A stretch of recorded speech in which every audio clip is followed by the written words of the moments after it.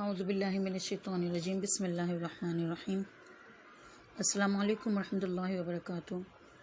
پیارے بچوں، امید کرتی ہوں کہ آپ سب ایمان و صحت کی بہترین حالت میں ہوں گے۔ اچھا بیٹا، جب بھی آپ کو اپنا نیا سبق پڑھنے لگیں تو اس دعا کو لازمی پڑھ لیں تاکہ آپ اپنا پڑھا ہوا سبق بھولیں نہ۔ رب اشرح لی صدری ویسر لی امری واحلل عقدۃ من لسانی یفقہوا قولی، اور اسی کے ساتھ آپ نے 3 مرتبہ رب زدنی علما، رب زدنی علما، رب زدنی علما، اے میرے رب میرے علم میں اضافہ فرما، یہ پڑھ لیا کریں لازمی، ٹھیک ہے؟ اوکے کلاس 6، ہم آج آپ کی کتاب سے جو پڑھ رہے ہیں سبق نمبر 3 جس کا نام ہے آخرت پر ایمان، صفحہ نمبر 10 نکال لیجیے سب۔ آخرت پر ایمان، ٹھیک ہے بیٹا؟ سب سے پہلے ہم جانیں گے کہ آخرت پر ایمان لانا کیا ہے۔ آخرت پر ایمان لانا بنیادی رکن ہے، ٹھیک ہے؟ بنیادی ارکان کتنے ہیں؟ 7 ہے نا بنیادی ارکان ایمان مفصل میں، جس کی تفصیل موجود ہے کہ مسلمان کو کن کن باتوں پر ایمان رکھنا ضروری ہے۔ اس میں سب سے پہلے کیا چیز ہے؟ اللہ پر، اس کے بعد فرشتوں پر، پھر ہے کتابوں پر، پھر رسولوں پر، اچھی اور بری تقدیر پر، موت کے بعد زندہ ہونے پر، اور قیامت کے دن پر۔ یعنی قیامت کے دن پر ایمان رکھنے کا کیا مطلب ہے؟ یعنی کہ ہمیں آخرت پر ایمان رکھنا ضروری ہے۔ آخرت کے معنی کیا ہے؟ ایکچوئل آخرت کے معنی کیا ہے؟ بعد میں آنے والی چیز، ٹھیک ہے؟ یہ تو اس کے ہو گئے لفظی معنی، لیکن دین اسلام میں آخرت سے مراد کیا ہے؟ یعنی کہ اسلام آخرت سے مراد کیا بتاتا ہے؟ کہ موت کے بعد کی زندگی، یعنی کہ ہر مسلمان پر یہ فرض ہے کہ اس بات پر ایمان رکھے کہ مرنے کے بعد ہم نے پھر سے زندہ ہونا ہے، کیونکہ اس دنیا میں جو ہم آئے ہیں تو یہ ہماری فقط عارضی زندگی ہے، یہ دنیا فنا ہو جانے والی ہے۔ یہ تو آپ سب نے بہت سی جگہوں پر سنا ہوگا، پڑھا بھی ہوگا، ٹھیک ہے؟ آج ہم اس کو سمجھیں گے کہ دنیا کے فنا ہونے کا مقصد کیا ہے۔ دنیا کے فنا ہونے کا مقصد یہ ہے کہ یہ ایک دن دنیا ختم ہو جائے گی، دنیا فانی ہے، ایک دن ختم ہو جانے والی چیز ہے۔ اللہ تعالیٰ نے دنیا صرف اس غرض سے بنائی ہے کہ دنیا ایک امتحان گاہ ہے ہمارے لیے، ٹھیک ہے؟ اللہ تعالیٰ نے دنیا کو مسلمانوں کے لیے امتحان گاہ بنایا۔ کیونکہ تاکہ ہم یہاں پر آ کر اپنی ہر آسائش کو دیکھ کر بھی، اپنی ہر آسائش کے ہوتے ہوئے بھی، اس کے باوجود بھی ہم اللہ تعالیٰ کے حکموں کو مانیں، ان کے حکموں کی تعمیل کریں، اور نبی پاک صلی اللہ علیہ وسلم کے طریقوں کو اپنائیں، اور نبی پاک صلی اللہ علیہ وسلم کے طریقوں کی بھی ہم پیروی کریں، ٹھیک ہے؟ یہ دیکھیں ایک جگہ اللہ تعالیٰ نے ارشاد فرمایا وَبِالْآخِرَةِ هُمْ يُوقِنُونَ، اور وہ آخرت کے دن پر یقین رکھتے ہیں۔ کون آخرت پہ دن پر یقین رکھتے ہیں؟ اہل ایمان۔ اللہ تعالیٰ نے اہل ایمان کی خاص صفت قرار دیا ہے کہ اہل ایمان جو ہے وہ آخرت کے دن پر یقین رکھتے ہیں۔ آخرت پر ایمان دیکھیں، نبی پاک صلی اللہ علیہ وسلم جیسے سچے، صادق اور امین انسان دنیا میں کوئی دوسرے نہیں آئے، ٹھیک ہے؟ یہاں تک کہ ان کے دشمن بھی نبی پاک صلی اللہ علیہ وسلم کے دشمن بھی اس بات کی گواہی دیتے تھے کہ نبی پاک صلی اللہ علیہ وسلم نے کبھی بھی جھوٹ نہیں کہا۔ تو نبی پاک صلی اللہ علیہ وسلم کی تعلیمات میں سے ایک تعلیم ہے کہ دنیا ایک دن فنا ہو جانی ہے۔ اللہ تعالیٰ کے حکم سے حضرت اسرافیل علیہ السلام جب سور پھونکیں گے تو دنیا کیا ہوگی؟ دنیا ایک دن فنا ہو جائے گی، ٹھیک ہے؟ اور پھر اس کے بعد ایک بات میں آپ کو اور بتا دوں کہ ہمارے ساتھ جو ہیں ہر لمحہ ہر وقت 2 فرشتے مقرر ہیں جو کہ ہمارے اچھے اور برے اعمال اپنے پاس لکھ رہے ہیں، ایک رجسٹر میں نوٹ ڈاؤن کر رہے ہیں۔ اس رجسٹر کو نامہ اعمال کہا جاتا ہے۔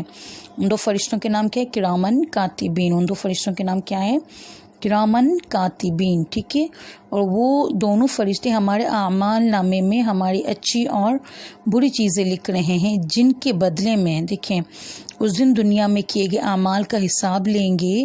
اللہ تعالیٰ جن لوگوں کی نیکیاں زیادہ ہوں گی انہیں کامیاب قرار دے کر جنت میں داخل کر دے گا، اور جن لوگوں کی برائیاں زیادہ ہوں گی انہیں ناکام قرار دے کر جہنم میں ڈال دے گا۔ یعنی کہ اللہ تعالیٰ بروز قیامت ہمارا حساب کتاب لیا جائے گا، ہم سے بہت سی باتوں کا سوال ہوگا، جس میں اللہ تعالیٰ دیکھیں گے کہ کس نے دنیا میں اچھے کام کیے اور کس نے برے کام کیے۔ اس کے بعد ان لوگوں کو ان کا اعمال اور ان کا بدلہ دیا جائے گا، ٹھیک ہے؟ یہ ایک حقیقت ہے کہ کائنات اور اس کی موجودہ ہر چیز عارضی ہے، اسے ایک دن ختم ہو جانا ہے، ٹھیک ہے۔ اللہ تعالیٰ نے قرآن مجید میں ارشاد فرمایا کل من علیہا فان، کائنات میں موجود ہر چیز نے فنا ہو جانا ہے، یعنی کہ ہر چیز کو ختم ہو جانا ہے، ٹھیک ہے۔ سائنس بھی اس بات کی حقیقت کو تسلیم کر چکی ہے کہ یہ دنیا بہت جلد ختم ہو جانے والی ہے، یعنی کہ قیامت قریب ہے۔ اس لیے اللہ تعالیٰ کے جو حکموں کی تعمیل کرنی چاہیے ہمیں، اور یہ مسلمانوں کا عقیدہ ہونا چاہیے کہ ہمیں اللہ تعالیٰ کے حکموں کی تعمیل کرنی ہے، اور نبی پاک صلی اللہ علیہ وسلم کی زندگی کے مطابق ہمیں اپنی زندگی گزارنی ہے، ان کے متشابہات کر کے، ان کے مشابہت سے ہمیں اپنی زندگی گزارنی ہے کہ انہوں نے کس طرح سے کون سے اعمال کیے ہیں دنیا کے اندر۔ ایک جگہ اللہ تعالیٰ ارشاد فرماتے ہیں اذا الشمس کورت، یہ سورۃ التکویر کی آیات ہیں، آیت نمبر 1-3، ٹھیک ہے۔ اذا الشمس کورت واذا النجوم انکدرت واذا الجبال سیرت، جس کا ترجمہ ہے جب سورج لپیٹ دیا جائے گا، جب تارے بے نور ہو جائیں گے، اور جب پہاڑ چلائے جائیں گے۔ سورج لپیٹ دیا جائے گا یعنی کہ سورج کے اوپر چاند آ جائے گا، ٹھیک ہے۔ اس طرح سے سورج بالکل ہی اپنی روشنی ختم کر چکا ہوگا۔ آخرت کا واقع ہونا ایک ایسی حقیقت ہے جس پر ایمان لانا ہر مسلمان کے لیے ضروری ہے۔ اللہ تعالیٰ نے انسان کو اس دنیا میں ایک خاص مقصد کے لیے بھیجا ہے، اس کی زندگی بیکار و بے مقصد نہیں ہے۔ اللہ تعالیٰ نے کس مقصد سے بھیجا ہے؟ کیا تم سمجھتے ہو کہ ہم نے تمہیں بے مقصد پیدا کیا ہے اور تم ہماری طرف دوبارہ نہیں لوٹائے جاؤ گے؟ اسی طرح ایک اور مقام پر اللہ تعالیٰ نے انسان کی زندگی اور موت کا مقصد بھی بیان فرمایا۔ یہ سورۃ الملک کی آیت نمبر 2 ہم پڑھیں گے۔